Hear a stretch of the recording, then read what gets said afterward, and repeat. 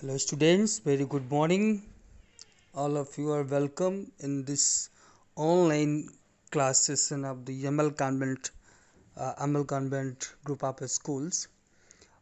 Students, today from today, I'm going to take your syllabus towards the prose section. Uh, the book name is Flamingo, and prose section. The first topic I'm going to take, that is the last lesson by Alphonse Daudet. The last lesson by Alphonse Daudet. Students, Alphonse Daudet was born in 1840 in France, and he died in 1897. And he was a French novelist and short story writer. Uh, about Alphonse Daudet, I would like to tell you one thing more. Formerly, he was a school teacher. He quit it to make a living as a journalist in Paris. He took to writing his poems collected into a volume called Les Amoureuses. So, let us move towards the chapter. Last lesson. The chapter that we are going to read. Students, this chapter is set in the days of the Franco-Prussian War that was held in between 1870 to 1871. The war was fought between France and Prussia. In the war, France was defeated by Prussia, that was led by Bismarck. Students, ये जो कहानी है ये जो है Franco Prussian war के दिनों की है। फ्रैंको प्रूशियन वॉर जो था वो 1870 से 1871 के बीच में हुआ था, और ये लड़ा गया था between France and Prussia. Prussia was led by Bismarck and France was defeated. In those days, Prussia consisted of three countries: Germany, Poland and parts of Austria. उन दिनों जो प्रूसिया था, प्रूसिया में तीन कंट्रीज थी: जर्मनी, पोलैंड और Austria का कुछ हिस्सा. नो, अब फ्रांस हार गया. The France was defeated and Prussia was victorious. I will to tell you the Prussian government system, that is dictatorial presence, you can say. Dictatorship के रास्ते पे चलने वाले प्रूसियन आर्मी थी. अब चूंकि उनका जो गवर्नमेंट शासन करने का तरीका था वो डिक्टेटरशिप का था, जिन्हें आप तानाशाही कह सकते हैं. तो अब चूंकि फ्रांस हार गया तो उसका पूरा का पूरा प्रभाव पड़ेगा वहाँ के जनजीवन पे पड़ेगा. अभी तक वो अपने आप को फ्रेंच पीपल मानते थे. अब उनका जो फ्रेंच जो नेशनलिटी थी वो ख़त्म हो गई. अब वो प्रूसियन माने जाएंगे. ठीक है. So now with the dictatorial presence of the Prussian army in these districts, these people have been stripped to their right to ever learn their language. हम सभी जानते हैं कि जब कोई राजा किसी क्षेत्र को ऑक्युपाई करता है, किसी क्षेत्र को जो है जीत लेता है, तो वो राजा केवल वहाँ की जमीन का नहीं होता. वो राजा जो होता है वहाँ के लोगों की सोच, लोगों की ओपिनियन, लोगों की सोसाइटी, लोगों का बोलचाल, लोगों का धर्म, लोगों की लैंग्वेज, सब कुछ अपने अनुसार सेट करने का प्रयास करता है। Are you clear to me? Please pay attention to it, क्योंकि हमारा ये चैप्टर इन्हीं सब बातों पर बेस्ड है। Whenever any king or any country occupies any other country, the victorious country or the victorious king tries to change each and everything. The king is not only the king of the territory that he has occupied, the king is the king of the people, religion, language, culture, everything gets affected by that victory. उससे हर चीज change होता है। As आपको इस story से थोड़ा सा हम आपको बताते हैं कि ये स्टोरी उस एरिया के एक बच्चे की जुबानी है। एक बच्चा है जो कि ऑन स्कूल गोइंग लैड है, स्कूल जाता है वो बच्चा, जिसका नाम है फ्रेंच।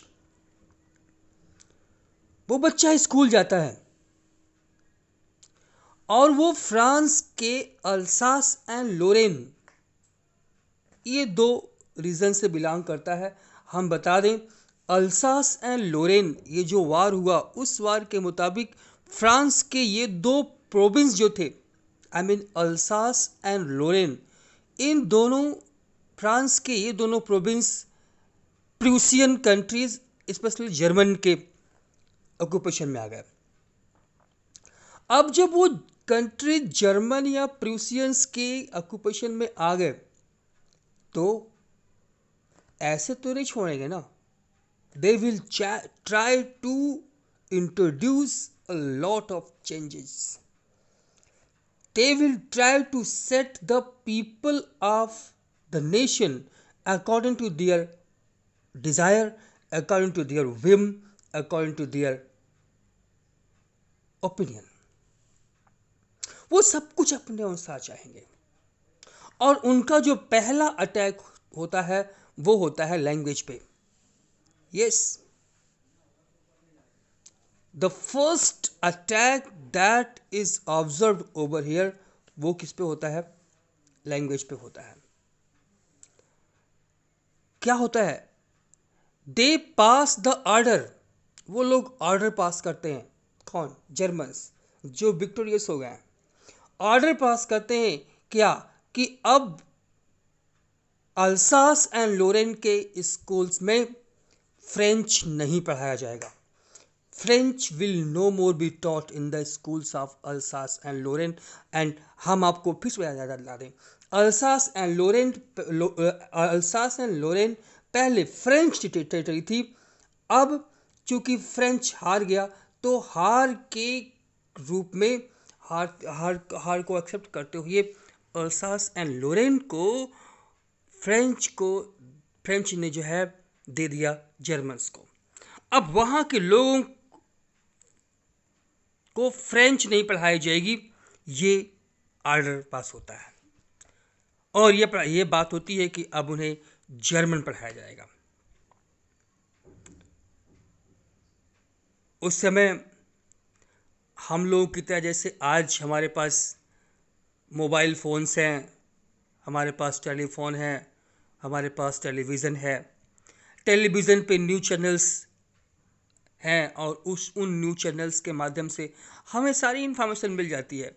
देश दुनिया में क्या हो रहा है, पल पल की खबर टेलीविज़न पे और रेडियो के माध्यम से हम पाते रहते हैं। लेकिन उन दिनों 1870-71 में ऐसी बात नहीं थी। उस समय जो भी फैसले होते थे वो हर शहर में जगह जगह पे बुलेटिन बोर्ड होते थे। बुलेटिन बोर्ड समाचार पट और समाचार जो है पोर्ट्रे करने वाले बोर्ड्स होते थे। उन पे जो मेन समाचार हैं वो लिख दिए जाते थे। तो ये डिसीजन तो रात को ही हो गया या पहले ही हो गया, कि अब अल्सास और एंड लोरेन में जो है फ्रेंच नहीं पढ़ाया जाएगा। लेकिन ये सूचना तो मॉर्निंग में मिलेगा ना। तो एक तरीके से इस चैप्टर में जो आप पढ़ेंगे यहाँ पर इसमें यही बताया गया है कि जो कंट्री इस तरह से लैंग्वेज चेंज करने पे जो डिसीजन लेती उसका सामान्य जनजीवन पे क्या प्रभाव पड़ता है। हम बता दें यहाँ पर एक तो हमने बता दिया कि इस स्टोरी का नरेटर है जिसका नाम है फ्रेंच। वो एक स्कूल में पढ़ता है और उस स्कूल के टीचर का नाम है एम हैमल। प्रॉब्लम इसका सीधा प्रभाव सब पे पड़ता है, लोगों पे पड़ता है, बच्चों पे पड़ता है और टीचर पे ही पड़ता है। ठीक है, each and everybody the people of Alsace and Lorraine along with the school teacher M. Hamel mourn this loss and admonish themselves for having taken their mother tongue, their identity of granted। जो इसकी main theme है, yes language हमारी main theme है, language इस chapter की main theme है जिस पे हमें ध्यान देना है। भाषा हमारी जो मातृभाषा है वो बहुत ही इंपॉर्टेंट चीज होती है।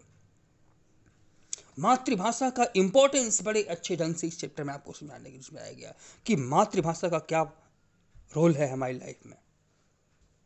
M Hamel leaves them with love and reverence for their motherland and parts with the hope that they would be able to bring France back to its former glory। और लास्ट जब story ख़त्म हो रही है, ख़त्म होगी तब तो आप देखेंगे कि किस प्रकार से टीचर ने लोगों के दिल में ये बात डालने का प्रयास किया कि हम पूरा प्रयास करेंगे कि फ्रांस को वापस ले आएं, फ्रांस को अपना बनाएं, जो अल्सास एंड लोरेन हमने खो दिया है उसको वो करें। तो कहानी की शुरुआत करते हैं। Let us start the story. बताया है मैंने, फ्रेंच है, स्कूल है, अगर बच्चा है तो सिंपल सी बात है वो स्कूल जाता है। वो चलिए शुरू करते हैं। Let us take up the first paragraph.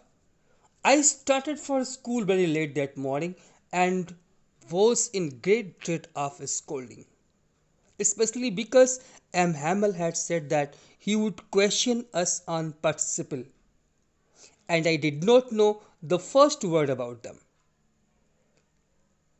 Here जो नरेटर है, मैंने बताया है नरेटर कौन है, फ्रेंच है। The narrator of the story is a young school going boy named French. That morning, जिस सुबह की बात की जा रही है इसमें, that morning he was scared as he was late for school. पहली चीज तो ये कि वो स्कूल के लिए लेट था, so he was scared, so he was afraid. And there was one more reason for his fear. What was that reason? उसका वो अगला कारण क्या था? बिकॉज एम हैमल जो कि उसके टीचर थे, उन्होंने अनाउंस किया था एक दिन पहले ही, होमवर्क दिया गया था कि वो नेक्स्ट डे आज क्या करेंगे, पार्टिसिपल्स पे क्वेश्चन करेंगे। He would question us on the participles and I did not know the first word about them. और जैसे आप सभी लोग करते हो भाई, आप सभी लोग भी तो स्टूडेंट्स हो हैं, स्कूल से होमवर्क दिया जाता है और आप लोग करते नहीं हो, फिर टीचर के बारे में उल्टी पुल्टी बात सोचते हो कि अभी डांटेगा, अभी हड़काएगा, अभी चिल्लाएगा, ये वो जो कुछ भी है। तो ये भाई साहब फ्रेंच भी पार्टिसिपल जो पे लर्न करना था उन्होंने लर्न नहीं किया। ही वॉज इन ग्रेट डेट, he was fear of that. For a moment I thought of running away and spending the day out of doors. तो क्या किया, कुछ समय के लिए एक बात दिमाग में आप लोगों को भी आता होगा कि होमवर्क नहीं पूरा किया गया और अगर टीचर स्ट्रिक्ट है तो पक्का पनिशमेंट तो देगा, हैं। You must also be get, you must have the fear of being scolded और being punished by the teacher. So यार कौन डांट खाए, कौन पनिशमेंट झेले, तो क्या तरीका है उसका? द वेरी सिंपल वे, चलो बंक मार देते हैं। वही बंक मारने की सोच यहाँ पर जो है स्टूडेंट, ये जो है फ्रेंड्स के भी दिमाग में आता है। For moment I thought of running away and spending the day out of doors. भाग चलते हैं, बंक मार देते हैं और पूरा दिन कहाँ बिताएंगे? आउट ऑफ डोर्स हैं। घर से निकले स्कूल के लिए, स्कूल नहीं जाएंगे तो कहाँ जाएंगे? यहाँ वहाँ घूमेंगे। इट वॉज सो वार्म, बढ़िया गर्म दिन था। सो ब्राइट, अच्छा सन साइन अच्छी खासी है। The birds were chirping at the edge of the woods, birds चहचहा रही हैं। And in the open field back of the sawmill the Prussian soldiers were drilling. और वह उधर ओपन फील्ड में सामिल के पीछे साइड में क्या कर रहे हैं? प्रूशियन सोल्जर्स जो है एक्सरसाइज कर रहे हैं, ड्रिलिंग कर रहे हैं। तो बढ़िया है, थोड़ा टाइम पास करेंगे यहाँ वहाँ, नदी किनारे जाएंगे, बर्ड शर्पिंग को एंजॉय करेंगे। ठीक है, फिलहाल क्या किया? It was all much more tempting than the rule of participles. सही में ये सब बढ़िया warmth of the day, bright day, birds chirping, और फिर जंगलों में जाना, फिर वहाँ 100 मील के पीछे का सीन एंजॉय करना जहाँ पे सोल्जर्स जो सोल्जर्स हैं वो ड्रिलिंग कर रहे हैं, वो सब एंजॉय किया जाए। कि यहाँ पर ये क्या मतलब है, कोई यूजलेस है? तो ये सब कुछ ज़्यादा टेम्पटिंग था, यस, ज़्यादा अट्रैक्टिंग था फॉर द चाइल्ड। पार्टिसिपल्स के कंपेरिजन में, पार्टिसिपल के रूल के, than the rule of participles, but I had the strength to resist and hurried up to school. भाई गलत काम करने की चाहत तो सब में होती है क्योंकि मज़ा आता है, लेकिन जो अच्छे लोग होते हैं वो अपने आप को अपने उस इच्छा पे कंट्रोल कर लेते हैं। तो फ्रेंच के अंदर भी जो है कंट्रोलिंग पावर है, वो बंक करने का बात दिमाग से हटाता है और स्कूल की तरफ आगे बढ़ता है। And resist and hurried up to school. When I passed the town hall, there was a great crowd in front of the bulletin board. जब वो जो है फ्रेंच टाउन हॉल के आगे बढ़ता है तो देखता है कि वहाँ पर जो नोटिस बोर्ड है, बुलेटिन बोर्ड है, in front of the bulletin board there was a huge crowd. The war with Prussia had begun 2.5 years ago. By that time, the war has been running since 2.5 years. 2.5 सालों से वार चल रहा था और जितने भी bad news थे वार के रिगार्डिंग, वो सारे के सारे बैड न्यूज़ इसी बुलेटिन बोर्ड से उसको मिले थे। कहाँ कहाँ वार लॉस्ट बैटल्स हुए हैं, all our bad news had come from here. हाँ, इसी बुलेटिन बोर्ड के माध्यम से हम सब कुछ जानते हैं। So all the lost battles, the draft, the orders of the commanding officers, and I thought to myself without stopping, मैं रुका नहीं वहाँ पे, ये सब बातें सोच रहा था कि अभी तक जितने भी up to now all the bad news that has caused problems for the Alsace and Lorraine or the people of or the people living that area has come from this place only. I mean from the bulletin board only. सारी की सारी bad information यहीं से आई है। So since then all the bad news like losing the war, occupation of Alsace and Lorraine by the enemy, that is Prussia, etc. had been communicated to the people through this bulletin board only. French kept on walking towards the school.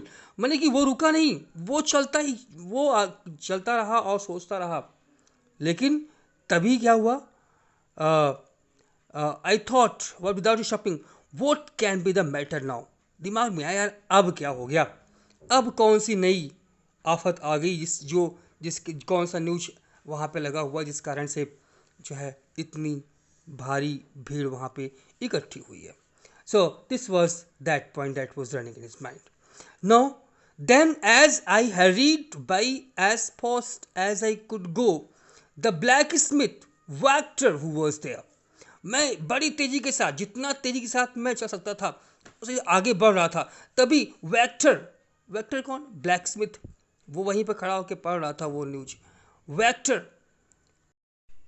जो कि अपने apprentice के साथ था। Apprentice mean trainee, जो उसके under में जो लोग नहीं जो इस तरह से टेक्नीशियंस होते हैं, टेक्निकल वर्क करने वाले होते हैं, उनके यहाँ काम सीखने वाले होते हैं ना, तो वही एक और अप्रेंटाइज था उसके साथ। वो बुलेटिन बोर्ड पे पढ़ रहे थे। बुलाया उसने पीछे से, don't go so fast bub, you will get to your school in plenty of time. ये क्या कमेंट है, ऑलरेडी मैं लेट हो चुका हूँ। नहीं, फ्रेंड्स तो ऑलरेडी लेट था। और वेक्टर क्या बोल रहा है, वेक्टर बोल रहा है कि डोंट गो सो फास्ट बब, आपके पास अभी स्कूल पहुंचने में बहुत टाइम है। He called from behind and said that he need not go in such a hurry as there was plenty of time for him to reach school. कुछ समझ में नहीं आया। I thought he was making fun of me. French कहता है कि हमें लगा कि शायद वो हमारा मजाक उड़ा रहा है। And reached M Hamel's little garden all out of breath. एकदम जब मैं पहुंचा भागते हुए, while running, when I reached to the little garden of M. Hamel, that was the school of the French. M. Hamel वहाँ के teacher थे। जब वहाँ पहुँचा तो एकदम से he was panting, वो एकदम हाँफ रहा था। He was out of breath as he had walked very fast. बहुत तेज चलने का वो हाँफ रहा था। Usually when school began there was a great bustle. अब वहाँ पे जब बाहर से आता है तभी उसको जो जो वहाँ का एटमॉस्फियर था ना, वो एकदम अजीब लगा। वो उसको तनिक भी समझ में नहीं आया कि ऐसा एकदम अनयूजुअल था। क्या था? When school began, usually when school began, there was a great bustle, and which could be heard out in the street. The opening and closing of desks, lessons repeated in unison, very loud, with our hands over our ears to understand better. Usually अन्य दिनों में क्या होता था, जब कभी जो है स्कूल की बिगनिंग होती थी तो शुरू में वहाँ पे बहुत ही हसल एंड बसल होता था, बहुत ही नॉइज़ होती थी। और वो नॉइज़ किसी एक चीज़ की नहीं, कई चीज़ों की होती थी। जैसे opening and closing of desk, बच्चे पहुँचते थे तो डेस्क को खोल रहे हैं, बंद कर रहे हैं, फिर सभी लोग अपना लेसन रिपीट कर रहे हैं क्योंकि अभी जो है टीचर आएगा तो क्वेश्चन करेगा। हाँ, बहुत ज़ोर ज़ोर से रिपीट करते थे। माने कि और ये आवाज़ स्कूल के अंदर नहीं, बाहर गली तक से सुनाई पड़ती थी। इवन लोगों को अपने कान को बंद करना पड़ता था। Even people were force to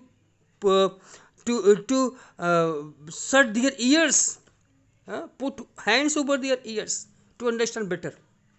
और वही नहीं, बीच बीच में टीचर क्या करता था, वहाँ पे टेबल पे रैपिंग करता था, जो है अपने रूलर से भौर भौर भौर डंडे से पीटता था। वो हम लोग भी करते हैं क्लास में, जब शोर हो रहा है तो शांत करने के लिए भौर भौर भौर डंडे से पीट दिया। ओके, तो वो सारी आवाज़ें। लेकिन आज ये यूजुअल से होता था। आज क्या था? आज एकदम अलग था। But now it was all so still. आज एकदम से शांति थी। Today it was so still. आज एकदम डिफरेंट था। The day was unusual as there was no such sound coming of the school, क्योंकि वहां से ऐसी कोई साउंड आ ही नहीं रही थी। And it seemed that the school was closed as it used to be on a Sunday morning. आज एकदम वैसे ही शांति थी जैसे कोई संडे मॉर्निंग हो। But now it was also still. I had counted on the commotion to get to my desk. मैंने जो है अपने commotion, अपने जो नॉइज़ और कन्फ्यूजन मेरे दिमाग में था उसको कंट्रोल करने का प्रयास किया। ठीक है, और अपनी डेस्क पे पहुंचने का प्रयास किया। I try to reach to my desk without being seen, और वो भी ऐसे पहुंचे कि कोई देख न सके। But of course that day everything had to be as quiet as okay, मतलब जनरल वे में बहुत ही होता था और जो है कुछ समझ में नहीं आता था और वहाँ अपने टेबल पे पहुँचना पड़ता था। लेकिन आज तो एकदम शांति थी। That day everything had to be as quiet as Sunday morning. आज सब कुछ इतना शांत था मानो कि संडे मॉर्निंग हो. French had plan that he would take cover under the commotion and reach the class without being noticed, but that did not seem possible. वो उसने प्रयास किया कि वो अपनी सीट पे पहुंचेगा, ऐसे ही पहुंचेगा तक कि कोई उसको देख न ले, क्योंकि वो लेट था ना, लेकिन वो पॉसिबल नहीं था. थ्रू द विंडो आई सा माई क्लासमेट्स. विंडो से मैंने अपने क्लासमेट्स को देखा. आई सा my classmates already in their places. They all were already at their places. वो पहले से अपने स्थान पे पहुंच गए थे. And M. Hamel walking up and down with his ruler, iron ruler under his arm. और M. Hamel, their teacher, walking in the class with the ruler made of iron, placed under his arm. French feared beating. French को बहुत डर था, पता है कि आज उसको पढ़ने वाली है, आज वो पिटेगा. I had to open the door and go in before everybody. हमें क्या करना था, हमें दरवाज़ा खोलना था और सबके सामने से अंदर जाना था. I had to go inside. You can imagine how I blushed and how frightened I was. अब आप कल्पना कर सकते हो, यू कैन इमेजिन कि मैं उस समय कितना ब्लश कर रहा हूँ. ब्लश मतलब शर्म से जो हमारे फेस का जो कलर होता है, वो जो रेडिश होता है, that is known as blush. तो face turn red in colour due to shame, शर्मिंदगी से. तो वो शर्मिंदगी थी because he was late on that day in the school, in the class. But nothing happened. ये क्या, एकदम विश्व का 7वां अजूबा. अगर मैं लेट हूँ स्कूल में और एम हैमेल जैसा स्ट्रिक्ट टीचर कुछ नहीं बोल रहा है, कोई पनिशमेंट नहीं दे रहा है, कुछ तो गड़बड़ है. M Hamel saw me. M Hamel ने हमको देखा, but he did not say anything at all.